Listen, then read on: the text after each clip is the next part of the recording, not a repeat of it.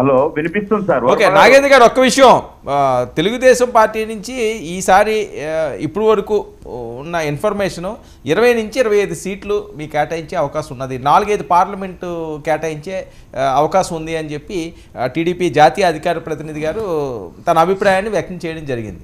సరిపోతాయా? అదే ఆయన అభిప్రాయం కదా సార్. సార్ ఇక్కడ వస్తున్నటువంటి విషయము ఇలా ఈ సీట్లో that is not a figure. ఇప్పుడు దీంట్లో మా ఇద్దరు కమ్యూనికేషన్ ప్రకారంగా బలాబలాలు చూసుకొని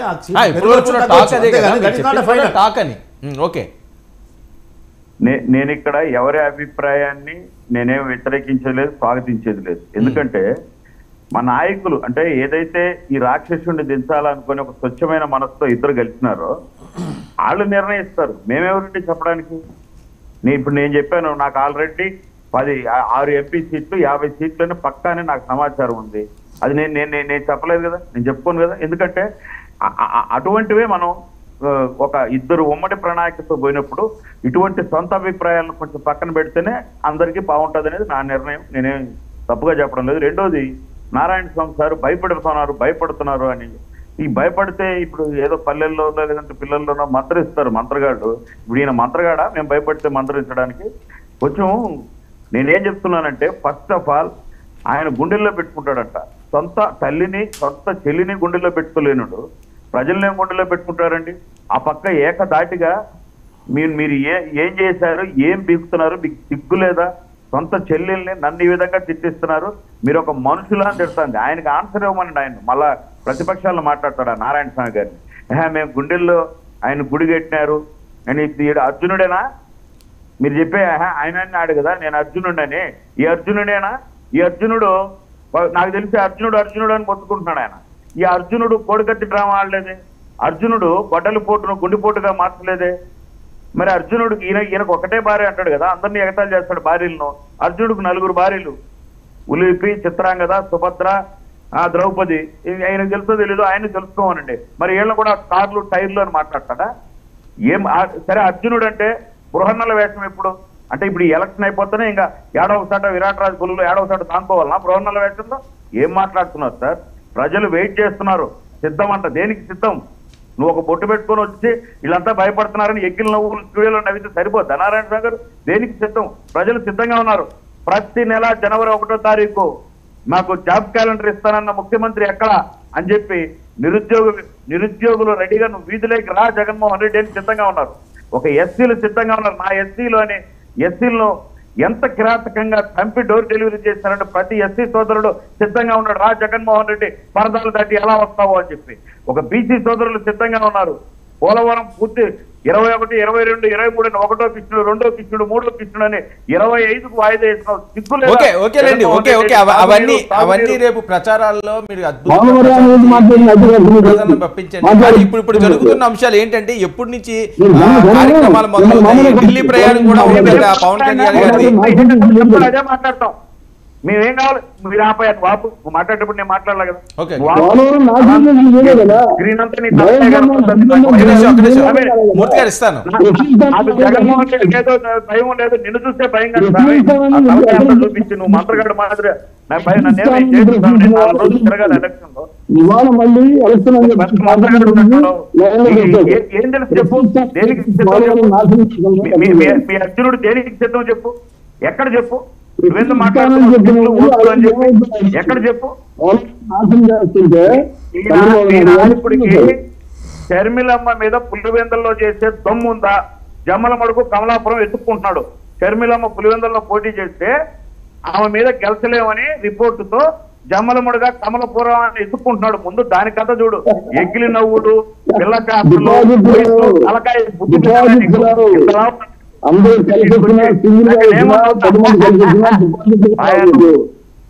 నువ్వు పని చూసుకో. నీకు ముందు వాళ్ళ చెల్లెలకి ఆన్సర్, నువ్వు ఆన్సర్ చెయ్యి. నీకు తమ్ముంటే నువ్వు ఆన్సర్ చేయి. నేను తిరిగినా ఒక అన్నపోటు నీకు దమ్ముందా? షర్మిలమ్మ ప్రశ్నలకు సమాధానం చెప్పే దమ్ముందా? గొంతు పట్టుకునే మా అన్న గొంతు పట్టుకున్నాడు. రేపు పొద్దునే ఆడపడు. మీ ముఖ్యమంత్రి మీకు ఏమాత్రం ఇంగిత జ్ఞానం ఉంటే దండం ఎలా పెడతారు ఆడబిడ్డలకు రేపు? నా సొంత చెల్లెళ్ళు గొంతుపడుతున్నారు, మిమ్మల్ని గొంతుపిస్తున్నారు. ఏం మాట్లాడుతున్నావా? ఓకే నారాయణమూర్తి గారు ఒక్క నిమిషం ఇస్తాను. ఆయన మాట్లాడే మీరు మాట్లాడేది కానీ ఇద్దరు మాట్లాడితే ఎవరికి అర్థం నేను అయిపోయినాక రావద్దని చెప్పండి. ఆయన కథ ఆయన సినిమా ఏం ఉండదు. బయట ఏడన్నా నారాయణమూర్తిని ఏమన్నా చూసినారా మీరు? ఏమన్నా ఒక మీటింగో ఒక పద్ధతితో ఒక ప్రజల్లోకి పోయి చూసినావా? సజ్జల గారు వెనకాలనే ఉంటారు కదండి. నారాయణమూర్తి గారు ఒక్క నిమిషం, మీరు ఇద్దరు మాట్లాడితే అర్థం కావట్లేదు. నాగేంద్ర గారు నీలాగా వినండి సార్. సజ్జల రామకృష్ణారెడ్డి వెనకో, సాయి రెడ్డి పంచి కిందో, లేకుంటే వైవి సుబ్బారెడ్డి సంఖలోనో ఉండేవాళ్ళం కాదు. మేము ప్రజల్లో ఉండేవాళ్ళం. మాకు నిజాలు తెలుస్తాయి.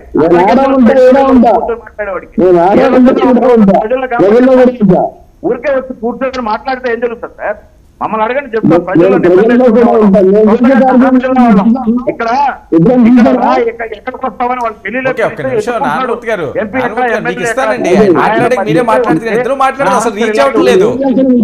వెయిట్ అండి ఒక్క నిమిషం. రీచ్ అవ్వట్లేదు, అది ఎందుకు అలా మాట్లాడుకోవడం సమయం వృధా తప్పించి మీ పాయింట్లు ఏం బయటికి రావు. ఎవరు మాట్లాడినా అర్థం కావట్లేదు. నేను ఒక్క మాట చెప్తున్నా వినండి. ఆపండి అతను. ఓకే, ఎన్ని రోజులు ఆ మాదిరి ఎక్కిల నవ్వులు నవ్వుకుంటా వయసు పెరిగింది, తలకాయ పెరిగింది, బుద్ధి పెరగిన వాళ్ళు రైతులు చెప్పంటా ఉంటా. నేను ఒక్కటే చెప్తున్నా, ఈ రాష్ట్రంలో తెలుగుదేశం పార్టీ జనసేన ఉమ్మడి కార్యాచరణతో ముందుకు పోతుంటే నిజంగా వైసీపీ వాళ్ళతో డైపర్లు అవుతాం. మేము డైపర్లు కూడా రెడీ చేసినాం. తడిసిపోతుంది, ప్రతి నియోజకవర్గంలో తడిసిపోతుంది. దీన్ని విడగొట్టడానికి ఇప్పుడు ఎవరు కాళ్ళు పట్టుకోవడానికి పోయినా ఢిల్లీకి నిధులు అంతా సిగ్గు లేదా మాట చెప్పడానికి? 4.5 సంవత్సరం నుంచి ఒక్క రూపాయి దేనికి తని ఇప్పుడు ఆయన నిధులు తేలిపోయినాడట. దేనికి నిధులు తేలిపోయినాడా? పోయినాడా? ఏం మాట్లాడుతున్నాడు?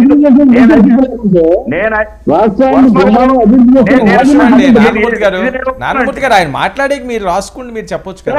ఆయన మ్యూట్ చేయండి, మీకు అవైలబిలిటీ ఉంది కదా. ఆయన మ్యూట్ చేయండి. నేను ఆపేసి నాకు మళ్ళీ ఆయన మ్యూట్ చేయండి. ఓకే, నేను ఒక్కడే చెప్తున్నా, ఏ రోజు ఢిల్లీకి వెళ్ళను వాడు. నేను ఒక రాయలసీమ బిడ్డగా చెప్తున్నా. 3 రోజులు తగుదునమ్మా అంటూ ఆడ పోయి తెలదీక్షణ చేసి అప్పుడు కనీసం పాలమూరు తిండి తెలంగాణలో అంటే నోరేస్తే నీ ముఖ్యమంత్రి. దానివల్ల మాకు అంద్రి నీవా వెలుగొండకు మాకు ఎంత నష్టమో మాకు తెలుసు. ఆ రోజు మేము అందరం అన్ని పార్టీలు కోడై చూస్తే ఒక్క మాట మాట్లాడలేని అశక్తుడు ఈ ముఖ్యమంత్రి ఈరోజు ఢిల్లీకి నిధులు తేనపోయినాడు. మరి ఈయన కూడా పోవాల్సింది, ఓతాలు ఎత్తుకొని. ఎంత ఇస్తాడో నిధులు ఈయన నారాయణ స్వామి కూడా ఓతాలు ఎత్తుకొని పోవాల్సింది ఆయనతో పాటు. సార్ నేను ఒక్కడే చెప్తున్నా వర్మ గారు, నేను ఒక్కడే, రాష్ట్ర ప్రజలు ముఖ్యమంత్రి సిద్ధమో గిద్దమో ఆయన పక్కన పెట్టేసి దీనికి ప్రజలు డబ్బు వేసుకొని కొన్ని కోట్ల రూపాయల డబ్బును ప్రతి ఊర్లో సిద్ధమని వేసుకుంటే తగ్గదు. ప్రతి ఒక్కరూ సిద్ధంగా ఉన్నారు అని చెప్పి నేను స్ట్రైట్ గా చెప్తున్నా. 1980 ఇప్పుడు ఆయన సిద్ధం అంటే మీరు కూడా ఆగేరా? పోనీ వాళ్ళు సిద్ధం అంటున్నారు, సరే వదిలేద్దామని మేము సిద్ధం అంటూ కోడి పెట్టారు కదా పోస్టర్. అయ్యే నేను ఒక్క మాట చెప్తున్నానండి సార్. ఇప్పుడు మీరు సిద్ధం, నేను సిద్ధం అంటే మేము సిద్ధం అని ఏమనాలండి?